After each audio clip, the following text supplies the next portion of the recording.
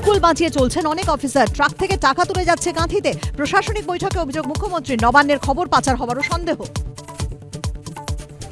নিউটাউন কাণ্ডের মধ্যেই audio tape প্রকাশ্যে এনে সোহমের বিরুদ্ধে বিস্ফোরক বিজেপি। ওদের জন্য মুখ ওদের ফ্যামিলির লোক না চিনতে পারে। হ্যাঁ না বলে একটু সামনাসামনি বলছে। হ্যাঁ সে ফোন হলে আমার চিনবে। সোহমের সমালোচনা করায় প্রথমে দেবকে নিশানা, 1 ঘন্টার মধ্যেই মদনের ডিগবাজি।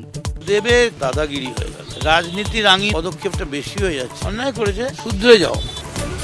মানিকতলা উপনির্বাচনে তৃণমূল প্রার্থী হচ্ছেন সাধন পান্ডের স্ত্রী সুপ্তি। মেয়ে শ্রেয়া যেন ভোটের কাজে না থাকে, নবান্নে কুণালদের সঙ্গে বৈঠকে জানিয়ে দিলেন মমতা।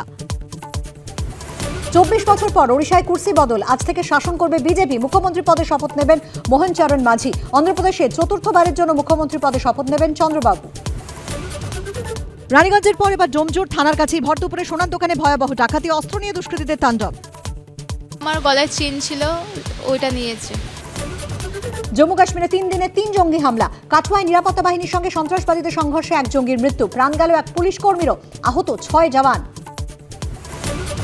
প্রমাণ হলো অশান্তি ছাড়াও বীরভূমে বিপুল ভোটে জিততে পারে তৃণমূল। জেলবন্দি জেলা সভাপতি অনুব্রতকেই নিশানা, সাংসদ শতাব্দীর। ঘণ্টাখানেক সঙ্গে সুমন, রাত 8টা।